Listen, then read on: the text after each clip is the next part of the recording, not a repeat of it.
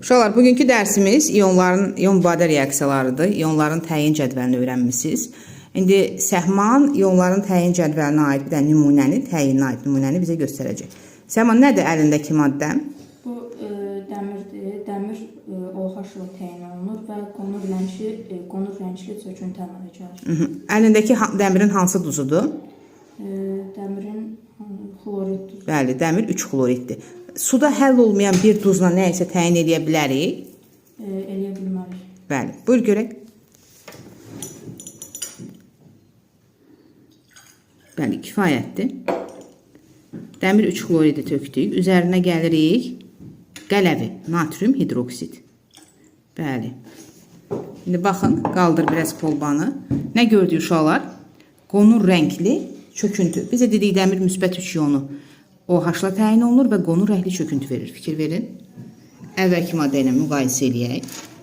Yan-yana tut, Səhman. Bəli, baxın, dəmirin həll olan duzudur. Bu isə dəmir 3 hidroksidin çöküntüsüdür. Ayşə, sənin əlində hansı məhluldur? İçərisindəki məhlul amonium xlorid duzudur və bu suda həll olunmuş duzdur. Onu təyin etmək üçün natrium OH məhlulun üzərinə tökülür. Bəli. Bu zaman nə müşahidə olunur? Amonyakın kəskin iyi var və bu kolbanın içərisində amonyakın kəskin iyi. Və biz orada amoniumun duzu olduğunu, o kəskin amonyak iyinə görə təyin edə bilirik. Bundan reaksiyadan qabaq biz amonium xlorid məhlulunun hər hansı bir iyini hiss edirdik, Ayşə? Heç bir iyi hiss olunurdu. Bəli. Amma natrium OH-la qarışdırdıqdan sonra amonyakın kəskin iyi. Reaksiya tənliklərini göstər, yazmısan. Burada H4 amonium duzudur.